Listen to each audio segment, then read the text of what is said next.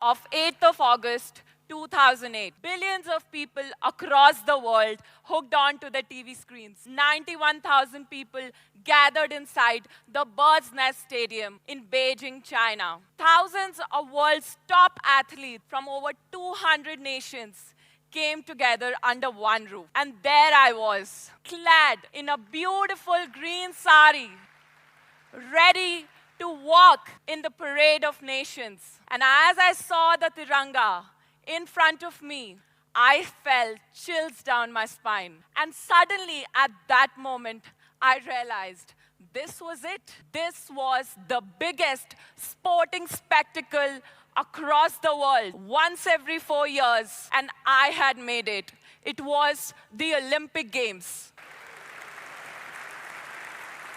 And as I stepped inside the Bird's Nest Stadium, I pinched myself. Not once, twice. It was hard to believe I was there. We walked across, waving to the crowd, and all I could see were flashes of lights.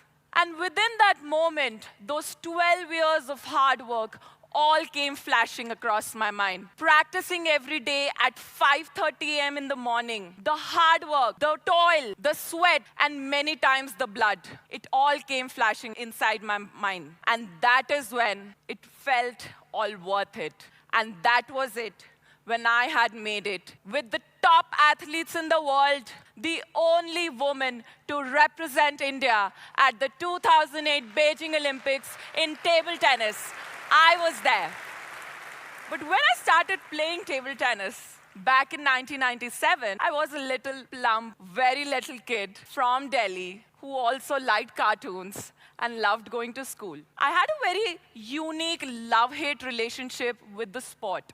I had no idea why I started playing. I had no idea why I was practicing. And I had no idea why I was working so hard. Or what I could recall, I only practiced. I loved going to the sessions because I used to hang out with my brother all the time. And I had a very unique technique. So unique that when in 2001, I won the first national championship, the top Indian coach at that time told me, "You won the juniors, but you'll never make it big in the senior category." Now, let me explain to you what this unique technique was. The black side of the rubber, think of it as a nicely newly painted wall. If you throw a ball at it, it'll respond, throw the ball back to you in a similar fashion. But mine, the red side that you see, is the long pimples. Now think that newly painted wall now has a lot of bumps into it. It is rough, it is uneven.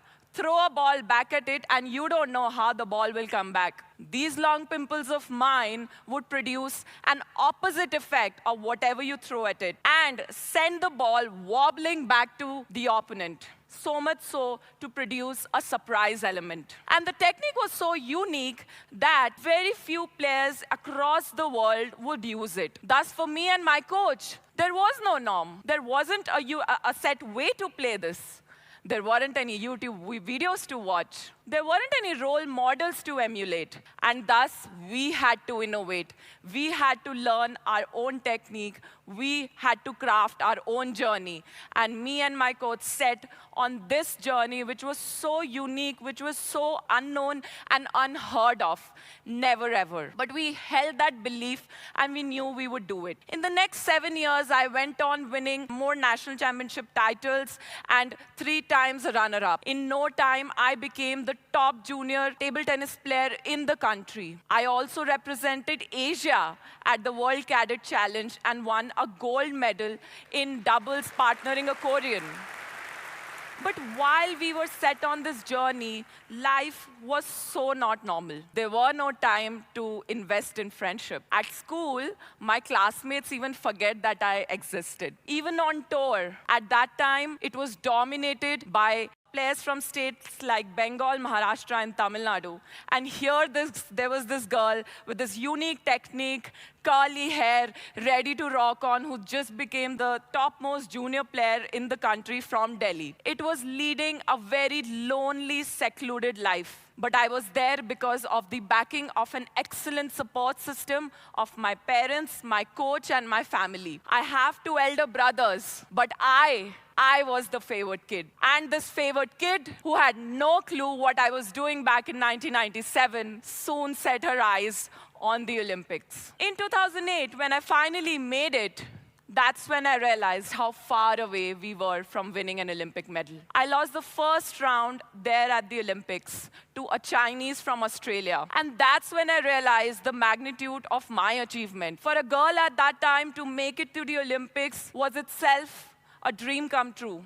But I wanted to win an Olympic medal for India.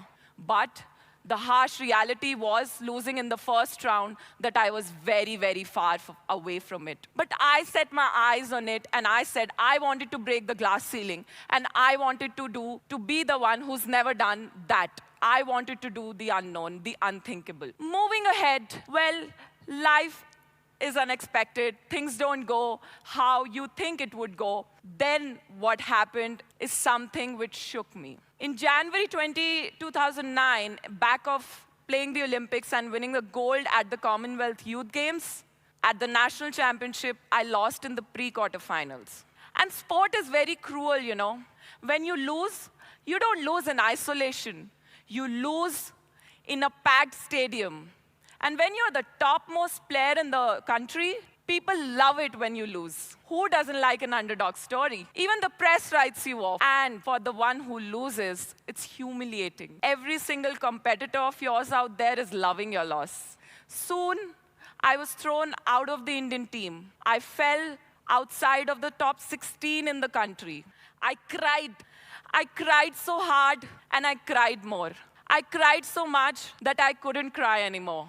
And then I thought it was time to make a change. I decided to change the very technique that got me here. I decided to give up on the very technique that I became a master of. And I decided to move on to that soft plain rubber, the nicely painted wall. Little did I know that I set on a Herculean task for myself. I was trying to unlearn what had become my natural instinct in the last 13 years, and I was trying to do something which was against my natural instinct. I was trying to do something which everybody told me not to. I was risking my prime age. I was risking my entire career.